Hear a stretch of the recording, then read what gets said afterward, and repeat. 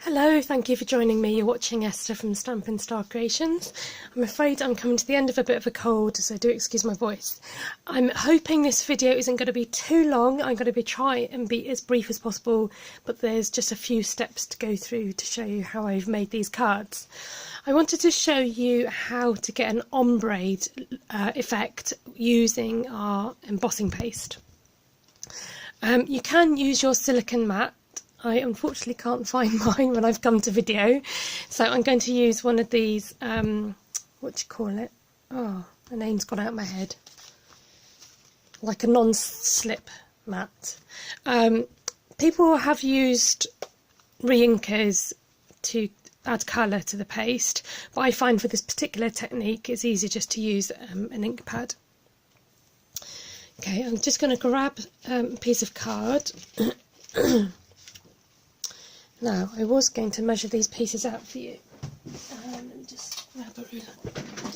Okay, so the piece that I actually do finish with is 2.123 inches by about 4 inches long. This piece is just another piece that I've used. And then this back piece should be 3 3/4. This is UK sizes. So I'm going to put the ink directly onto my mat, make sure it's nice and juicy on there. I'm going to use our palettes. I've just got some water beside me so I can put it straight in there. And get about, I would say, I don't know, half a teaspoon's worth, maybe a little bit more, maybe. It's difficult to measure the paste. It might seem as if there's not a lot of paste in the tub, but it's scientifically for a good reason, to have the air flowing.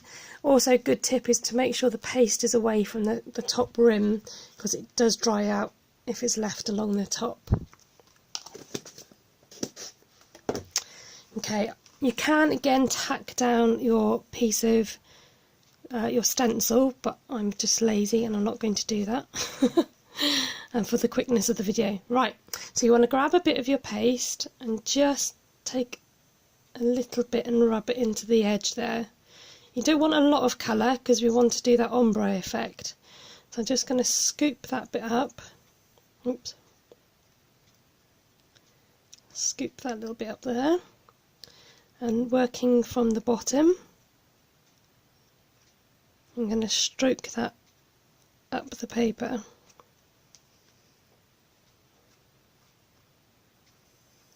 Now, in terms of the tools, I think it's kind of preference as to what you use.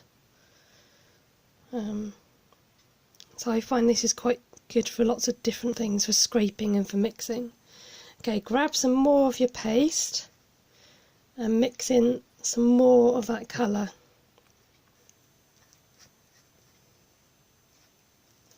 So you don't want to go too dark, but you want to go darker than what you've had. Then pick that up and add that on.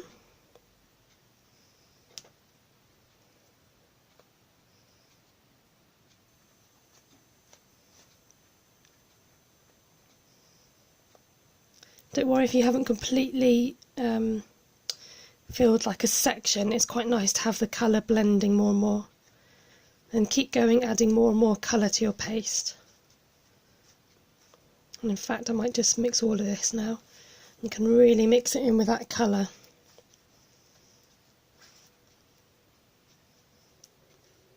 The paste does dry quite quickly, but you have got time to play with it and to mix it around, so don't panic too much.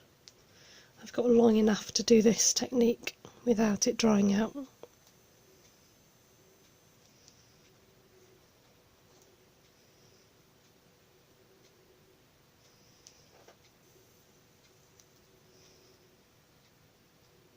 Now, if you want, you can scrape off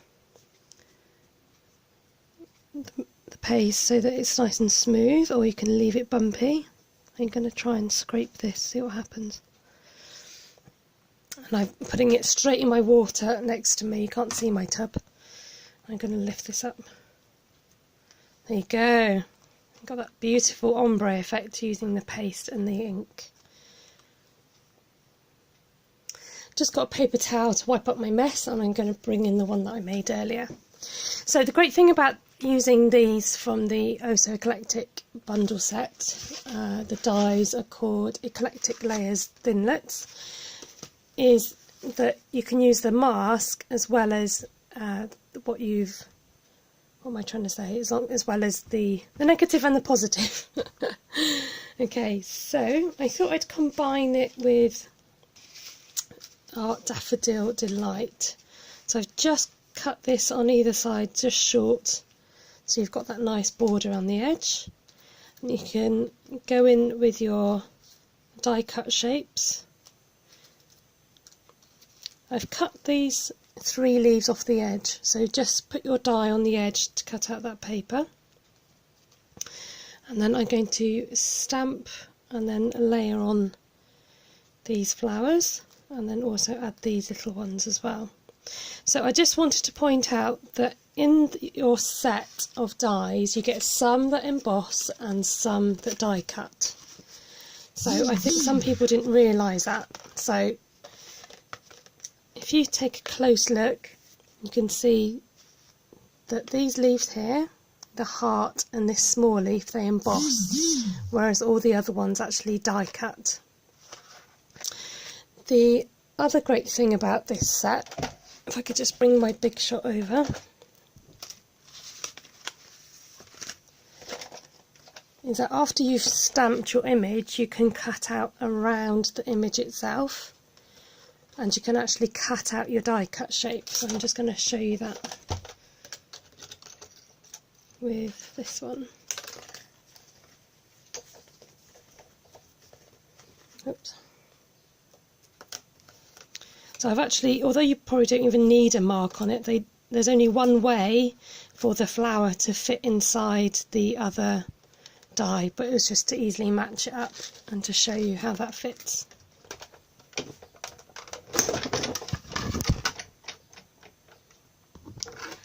Okay, and if you roll that through, that cuts out obviously the inside as well as cuts out the outside of your flower.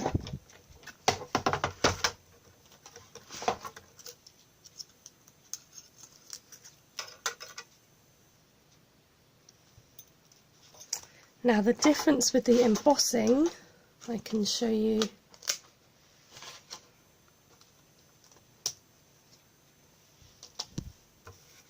Let's do a little heart just to show you what that looks like.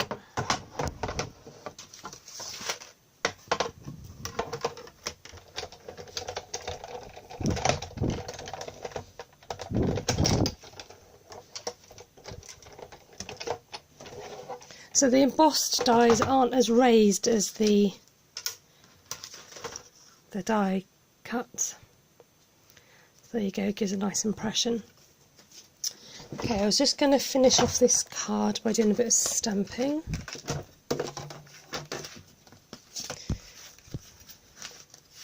So this is the matching set that goes with it, called Oh So Eclectic, and I wanted to show you, oh, you got a sneak peek there of one of my other ideas I was going to do. Just grab a block. So although it doesn't look like it from the actual stamp, it does come out with a lighter and a darker section all by itself.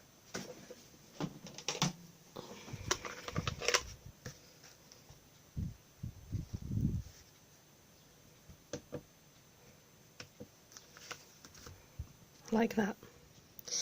And then you can use the outside of your die, which will fit around your flower, and cut the flower out without leaving any border. So this is what that looks like. It looks like a fried egg. So then you can get your die shape and also layer it on top of the flower. See if I can get it the right way around. Like that. So this is such a great set for lots of different combinations. You can use the stamps by themselves, you can incorporate the dies, you can use the dies by themselves and mix and match. It's fantastic. So I'm going to get this card finished and then I'll come back to you. Okay, I'm just finishing up the card. I am using our fine tip glue pen for these flowers, but we are selling some adhesive sheets so that when you run it through the Big Shot, you can get it creates a sticky back on the dies. I'm also using our little mini dimensionals, which are rather cute, to just lift up the edges of the leaves. So I've done the 3 outer leaves there with the dies under them, just to give it a bit of dimension. So I'm just going to stick one onto that one, which will go under there. I've not cut out the stem on this, I've just got that edge of the stem so that the flower can poke out behind the other one, like so. And I'm using these little sprigs just to add those finishing touches. I haven't stuck this down, but I'm just going to show you what that looks like on the Bermuda Bay. I have got a mark at the top of my card, which I might go around and sponge just to disguise that. But just to show you how this can look great in different colour combinations and can look completely different, and it's a great effect doing that ombre. I think the one that I did with you is probably a bit more ombre than the one that I did earlier. So I hope you've enjoyed my video. Do give me a thumbs up if you've enjoyed it. All these things are available from stampinstarcreations.co.uk at my shop. And do leave me a comment. I'd love to know how you got on with the video. Thanks very much. Take care. Bye.